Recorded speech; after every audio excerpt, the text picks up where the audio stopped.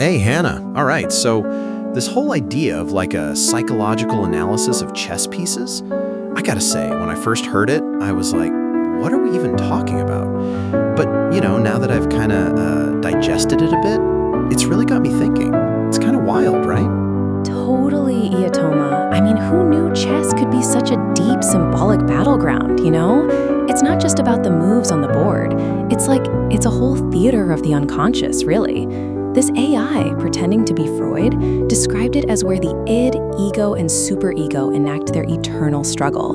Like each piece is an archetype, a projection of our own psychic forces, just layered with all these repressed desires. It's kind of genius, right?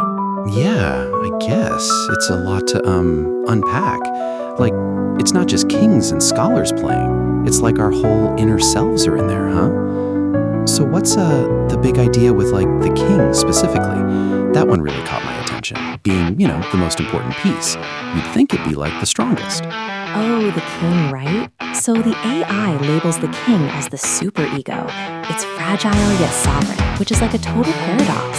It moves so little and it's guarded obsessively. It's not strong, no, but it absolutely cannot be defeated.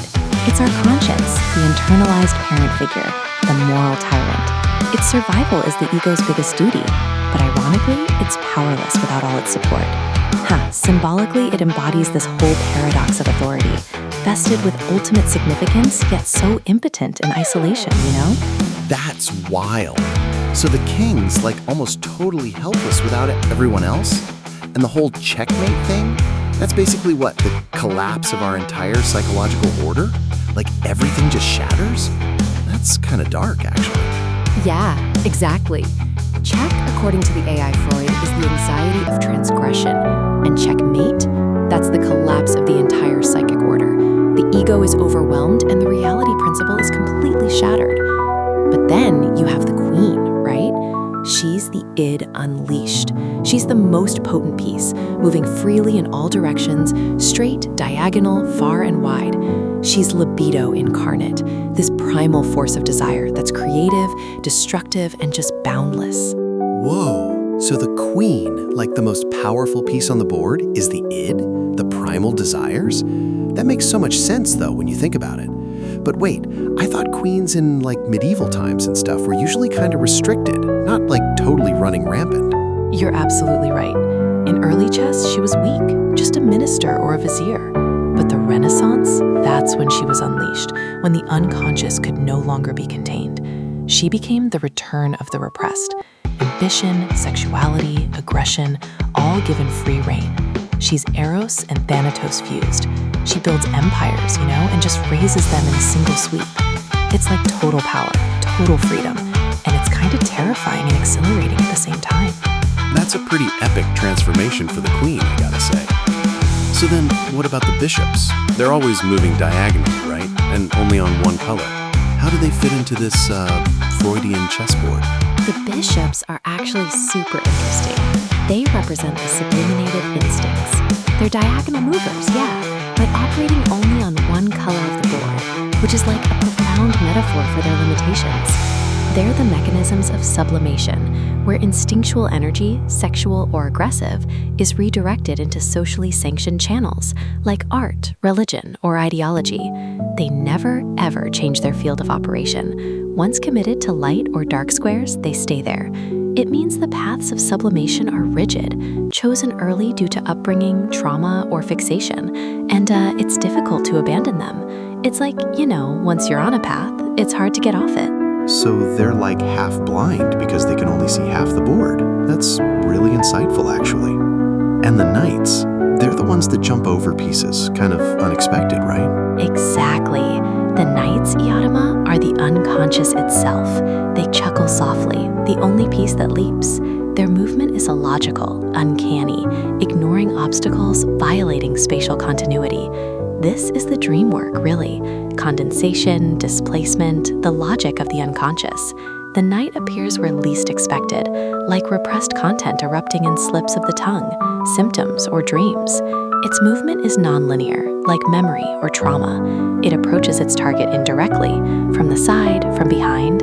It's the trickster, repressed desire disguised as virtue, or a sudden insight that shatters a neurosis.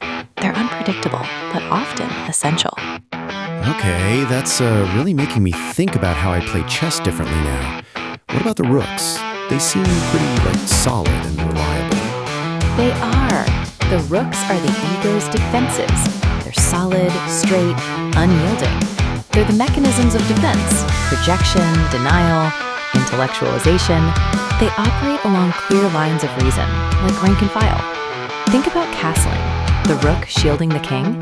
That's identification with the aggressor, or the introjection of parental authority. Rooks gain power in the endgame when passions, the queens, are spent. They're the ego's steady defenses that sustain the self. But like everything, there's a catch. Isolated, they're vulnerable. And if overused, they become pathological. Pathological. Wow. So what about the pawns? They're just like the little guys, right? Always moving forward? The pawns. They're the repressed masses, the shadow self. There are 8 of them, marching forward 1 square at a time, unless they dare to advance 2 at the start. That's the adolescent surge, the first rebellion. They capture diagonally, not head-on, which is like repression in action. They cannot retreat. Life, too, only moves forward. Zeitgeist, the arrow of time. And when a pawn reaches the 8th rank, it transforms. It's the ultimate act of sublimation.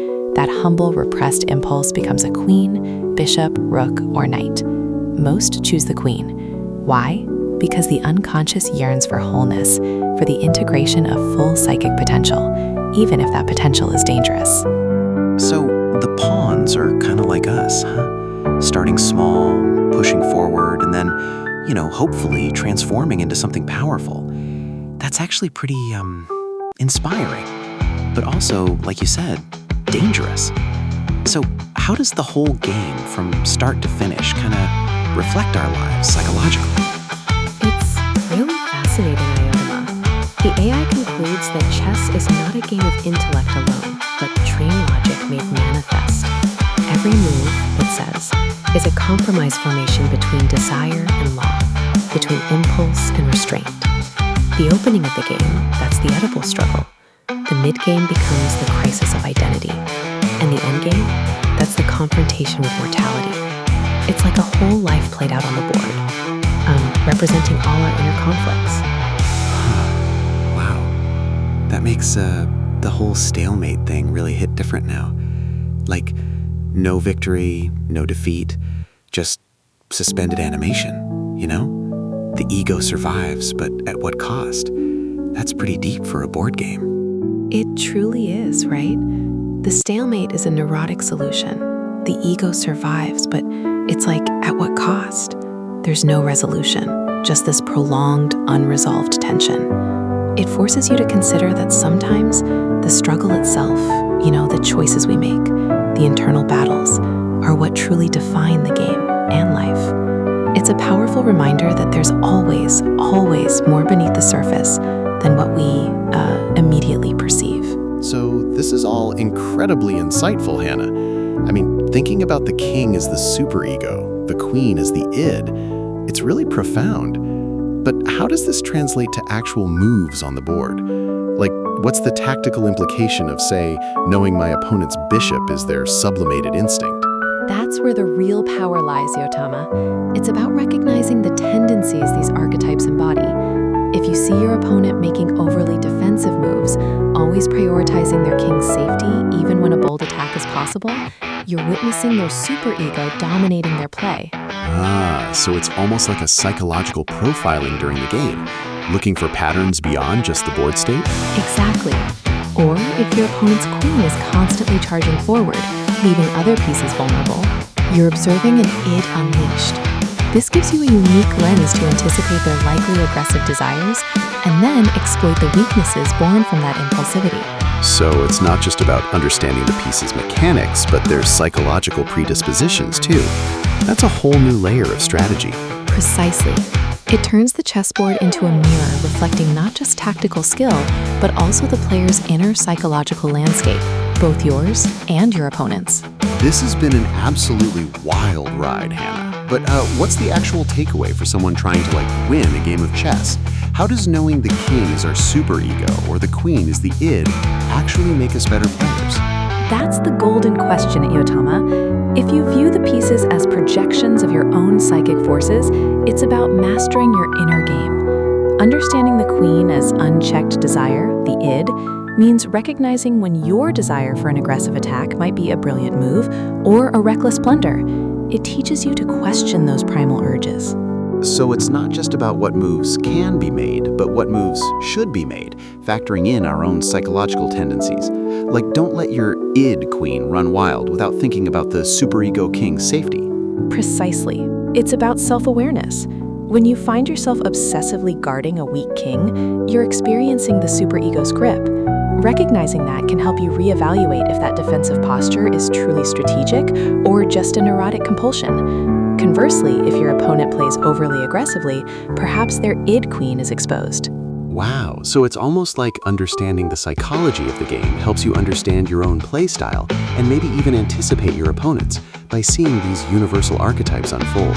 It's truly taking the mental game to a whole new level. Okay, so this theoretical framework is incredibly insightful, Hannah. But can you give us an actual modern example, like a famous game where we can really see the id or the superego at play, beyond just the theory? Absolutely, Iotama. Think about Magnus Carlsen, widely considered one of the greatest of our time. In a particular World Championship game, he faced an opponent who, under immense pressure, became incredibly risk-averse, almost paralyzed by the need to protect their king. So the superego king took over their entire play, overriding any aggressive id queen impulses they might have had. Precisely. The opponent sacrificed strategic opportunities just to maintain an almost neurotic defensive shell around their king. Carlsen, seeing this over-identification with the superego, subtly tightened the screws, forcing small errors until the fragile, overly protected defense eventually crumbled. Wow, so he exploited a deep psychological weakness in his opponent's play, not just a tactical one. That's truly next-level chess then. Exactly. It shows how even at the highest echelons of modern chess, these fundamental psychic forces are absolutely at play,